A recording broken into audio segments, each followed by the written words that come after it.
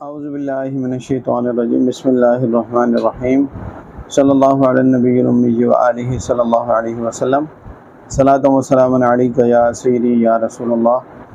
السلام علیکم ورحمۃ اللہ وبرکاتہ۔ میں حافظ محمد عامر تارکیہ جہانگیریہ روحانی سینٹر کی جانب سے آج آپ کو حاضرات کا ایک عمل بتانے جا رہا ہوں۔ اس سے پہلے جو بھی حاضرات کے عمل آپ کو بتائے گئے وہ یا تو آپ کسی بڑے شخص پر یا پھر بچوں کے اوپر حاضرات آپ کر سکتے تھے۔ تو ہمارے بہت سارے جو دوست احباب ہیں یا جو شاگرد ہیں یا جو محبت کرنے والے ہیں، انہوں نے کہا کہ کوئی ایسا عمل بتایا جائے کہ جس سے آپ خود حاضرات دیکھ سکیں اور لوگوں کو جواب دے سکیں، یعنی کھلی آنکھوں سے آپ حاضرات کو دیکھ کر اور اپنے اس حوالے سے آپ اگر کسی کو جواب دینا چاہیں تو آپ استخارہ کر کے فوراً ان کو جواب دے سکیں۔ تو یہ عمل بہت زبردست عمل ہے۔ ویسے تو یہ 21 دن عمل، اس کو 21 دن پڑھا جاتا ہے، لیکن اگر ذی الحج کے 10 دنوں میں اس عمل کو کر لیا جائے تو اس کی بہت زبردست فضیلت ہے اور اس کا آپ کو بے حد فائدہ حاصل ہوگا کہ جو فائدہ آپ کو 21 دن میں حاصل ہوگا وہ ان 10 دنوں میں آپ کو مل جائے گا۔ اور اس کے لیے آپ کو یہ کرنا ہوگا کہ آپ کو اعتکاف کرنا ہوگا، اور اعتکاف میں بند ہو کر، یعنی کہ آپ کو 10 دن کے لیے اعتکاف کرنا ہوگا، اور پرہیز اس میں جلالی جمالی پرہیز ہوگا۔ کوشش کریں کہ زیادہ سے زیادہ آپ اس میں ذکر و اذکار، جب اعتکاف کریں تو اس میں زیادہ سے زیادہ ذکر و اذکار کریں تاکہ جو آپ عمل کر رہے ہیں وہ 100% آپ کے لیے کارآمد ہو اور اس عمل میں آپ کو فائدہ حاصل ہو سکے۔ عزمت علیکم یا معشر الجن والانس والارواح بحق حضرت سلیمان بن داود علیہ السلام، احضروا احضروا احضروا یا قوم حاضرات و جنات حاضر شو بحق یا حی یا قیوم برحمتک یا ارحم الراحمین۔ اس عمل کو آپ نے ایک چینی کی پلیٹ لے لیں۔ چینی کی پلیٹ پر آپ سیاہی، بلیک سیاہی جو ہے اس کے اوپر ڈال دیں۔ آپ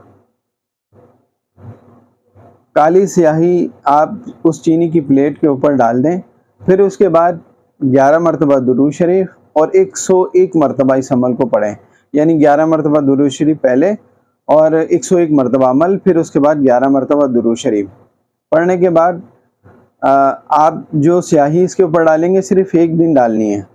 پھر اس کے بعد روز عمل سے پہلے اپنے سامنے اس کو رکھیں گے، عمل اسی طریقے سے آپ نے پڑھنا ہے، پڑھ کر 101 مرتبہ پڑھنا ہے، آگے پیچھے درود شریف 11 مرتبہ۔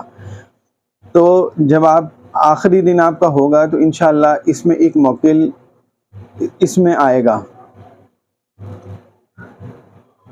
جب آپ کے سامنے اس پلیٹ میں موکل آ جائے تو ڈرنے کی اور کسی کی طرح بھی کوئی خوف کھانے کی ضرورت نہیں ہے، اور وہ صرف آپ ہی کو نظر آئے گا۔ جب آپ کے سامنے یہ موکل آ جائے، یعنی اس پلیٹ میں آ جائے، تو اس صورت میں آپ جب بھی کسی کا بھی استخارہ اس کے بعد کرنا چاہیں تو فوراً جب آپ پڑھیں گے تو انشاءاللہ وہ اس میں وہ موکل حاضر ہو جائے گا، اور جو بات آپ کو پوچھنی ہوگی وہ فوراً آپ کو اس کا جواب ملے گا۔ تو جب اس میں موکل سامنے آ جائے تو آپ اس سے جب بھی گفتگو کرنا چاہیں تو آپ کو اس عمل کو 11 مرتبہ پڑھنا ہوگا، یا پھر اگر آپ کو وہ بتاتے ہیں کہ اس عمل کو اتنی بار پڑھ لیا جائے تو میں فوراً آ جاؤں گا، ٹھیک ہے۔ ویسے اس کی جو تعداد ہے وہ 11 مرتبہ ہے۔ اگر وہ طریقہ آپ کو بتائیں کہ اس طریقے سے مجھے بلا لیا جائے تو میں فوراً آ جاؤں گا، تو اس طریقے سے بھی یہ معاملہ ہو سکتا ہے۔ اگر کوئی شخص اس عمل کو کرنا چاہے یا اس میں کوئی بات آپ کو سمجھ نہیں آتی تو آپ ہمارے گروپ میں جوائن ہو جائیں۔ تو جو لوگ گروپ میں جوائن ہوں گے، اس کی کوئی فیس، کسی قسم کی کوئی فیس نہیں ہے، آپ ہمارے گروپ کو جوائن کریں تو انشاءاللہ آپ کو اس میں ہم گائیڈ کریں گے۔ حافظ صاحب مختصراً بس یہ بھی بتا دیجیے گا، کئی لوگ جو حاضرات وغیرہ کرتے ہیں اس کے لیے کچھ مطلب احتیاطیں بھی بتائیں کہ ان کو مطلب ہم نے دیکھا ہے اکثر لوگ نمازیں بھی نہیں پڑھتے ہیں اور اس طرح کے کام کرتے ہیں بے حیائی کے، تو کیا ان کی حاضرات کھل جاتی ہے؟ نہیں، اس طرح نہیں ہوتا. اس کے حاضرات کھولنے کے لیے جب آپ بچے پہ حاضرات کرتے ہیں تو اس کے اوپر بہت جلدی حاضرات ہو جاتے ہیں، اس کی وجہ سے کہ وہ گناہوں سے پاک ہوتا ہے. حاضرات کے لیے سب سے پہلے آپ کو گناہوں سے بے حد دور ہونا پڑے گا، اور جو شخص بے حیائی کی طرف متوجہ ہوتا ہے تو وہ ساری زندگی بھی اگر حاضرات کرتا رہے تو اس کے حاضرات کبھی نہیں کھلتے.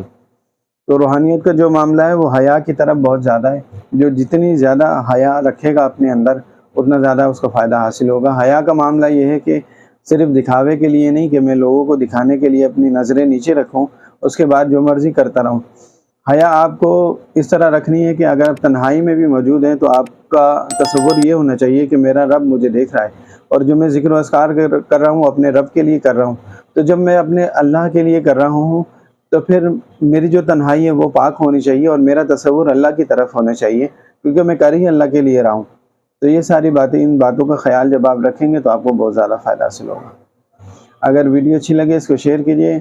السلام علیکم ورحمۃ اللہ وبرکاتہ.